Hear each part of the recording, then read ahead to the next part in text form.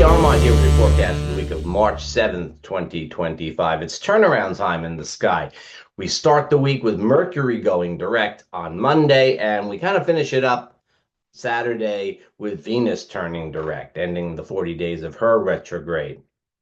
So, well, we had quite a week last week, huh? I have to say, just for the record, I don't think it's a good time to start a trade war at any point in time. But with Venus retrograde, it's a really, really bad idea. It's all about setting values and so on. And speaking of values, if you have anything left in your 401k, get an astrology reading. Cash it in and get an astrology reading.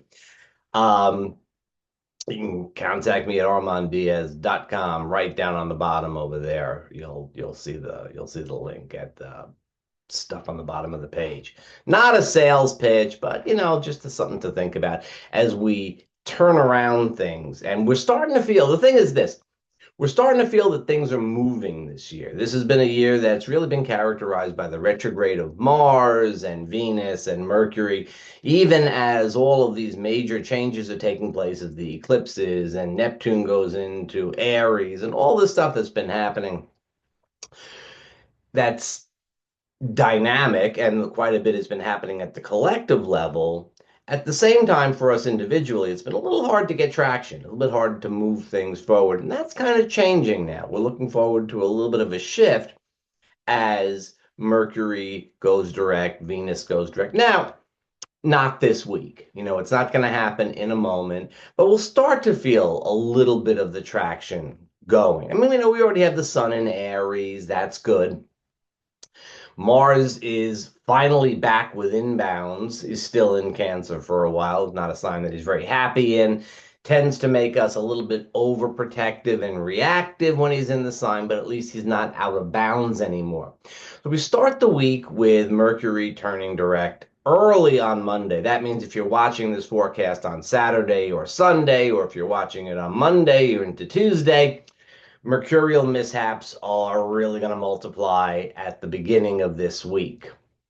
So if you're watching on the 5th, the 6th, the 7th, and the 8th, this is a time when you've got to be really careful with mercurial types of things. It's misinformation, things just not, there's not a lot of clarity going on when Mercury's stationed to go direct. So there's tons of information coming at you that the flow of that doesn't stop. It probably increases, but your ability to evaluate it and the quality of the information is likely to be an issue, particularly as we start this week. As Mercury gets going up to speed, I'm saying something along the lines of Thursday, Friday, you can start to relax a little bit about Mercury's retrograde. Yeah, I mean, there's other things coming up pretty soon. Mercury still has to go past Neptune again, and he's still in Pisces where he's not very happy and so on. But maybe some of the mercurial stuff will settle down a little bit. Venus goes direct. Venus goes direct on Saturday, the 12th.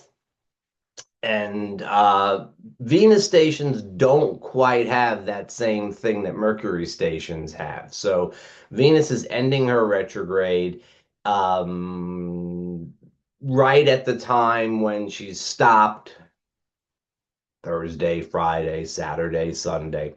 Really poor time for economic decisions, really poor time for things that have to do with values and valuations, appraisals, aesthetics. I mean, the whole time that Venus is retrograde is really poor for that anyway. So there's not that much of a difference going on over here.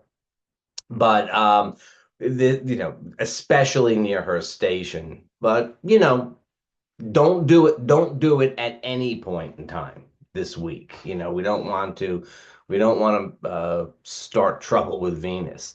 Now, Venus goes direct on Saturday. It's going to take her a while to get up to speed, and she's going to have some aspects to tangle with and all of that. So, the basic resonance with Venus retrograde of backing away from pleasures, holding off on luxury items and things like that.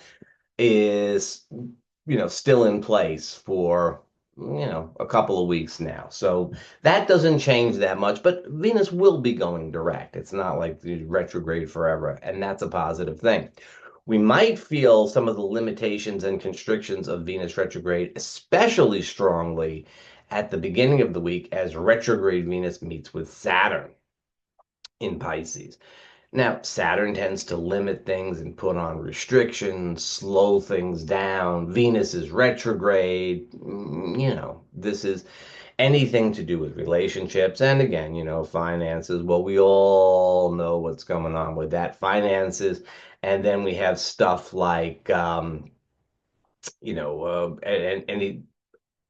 any aesthetic kind of thing, any artistic stuff, all the luxury things and stuff like that, especially heavy over the course of the weekend. However, Venus is in Pisces, which is her favorite sign. If we believe traditional astrologers, Pisces is Venus's favorite sign, it's her exaltation. And so the limitations, the hesitations are unlikely to really be that irksome. And you might, in fact, where you'd like to do something Venusian and you don't, maybe that's a good idea. Maybe that's a good idea. Maybe there's a learning process taking place. Maybe you're being held back for something that's going to be better when you go forward. Just an idea. Just an idea. So if you're watching on the weekend of the 5th and the 6th, or if you're feeling this on the 7th and the 8th, Venus next to Saturn, she's essentially stationing right next to Saturn. So that little heaviness persists throughout this entire week. Concern about your finances for sure. It's okay. It's okay. And a good strategy with Venus conjunct Saturn and with and with your 401k having evaporated, a good strategy is to rein in the pleasures and enjoyment, the extra little indulgence here and there. Saturn will reward you, and Venus will say something along the lines of, you should probably give Venus in Pisces, don't forget, should say something along the lines of, well, that might have been really fun, but what would be better would be to give the money to charity. Something along those lines. That's the way we might be thinking about that this week. Okay, so what else goes on this week? Well, let's take a look at the thing over there. We're building up. We're building up to the full moon, and that happens on the same day that Venus goes direct. Now, the full moon in Libra, Venus's home sign, which should be should be a fun full moon, all things being equal, but they're not.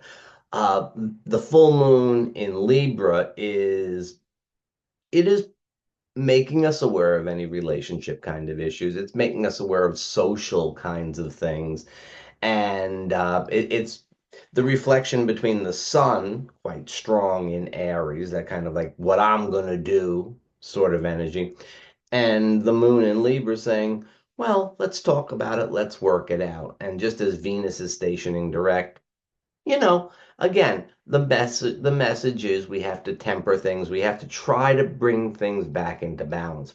We're not really in the midst of balance right now, right? We're in the midst of excess, not moderation. We are we are in the midst of well, I think chaos would be a nice word for it. And diplomacy and moderation are not what's valued right now. And that might be unpleasant to you. It's certainly unpleasant to me. But I think that, our job is to endure and survive, not necessarily love this particular time. But the full moon is saying, sometimes you have to take the other into consideration. Sometimes you've got to start looking to bring things into balance. Again, it's happening on the day that Venus stations to go direct. The meaning of the retrograde, I would have to say, what with Venus conjunct Saturn and the full moon on the day she turns direct, at the collective level has a lot to do with, asking the question whether we want to go with the sort of Mars warrior energy, or whether we want to go the more diplomatic route. On the collective level, well, it's hard to rein in martial people. In our individual lives, though, that same kind of thing is there. How can we bring things more into balance? The full moon is not a time when you typically bring things into balance. But what it might be is an opportunity to see what's out of balance in your life. And when you know it's out of balance, you can start to maybe put a little bit more effort into bringing things back into some kind of an equilibrium. That's that's a little it's a meditation for the full moon, but of course you're probably not going to meditate on the full moon because it's a full moon. Will it be a fun full moon for those of us that have fun? It's a full moon. It's not the Leo full moon, but it's a good full moon. I don't, Venus is maybe slowing some aspects of things down, but as long as you're not, bending towards excess, it should be fine. So, whatever it is for you, whatever seems like it might be an enjoyable Friday, Saturday, do it. Go have some fun. Or stay home and have some fun. It's up to you. All right. Well, that's what I got. It's not much. It's not much, but on the other hand, this forecast was not generated by AI. This forecast was not edited for content or to fit your screen or to run in the time allotted. This forecast is genuine. See you next week.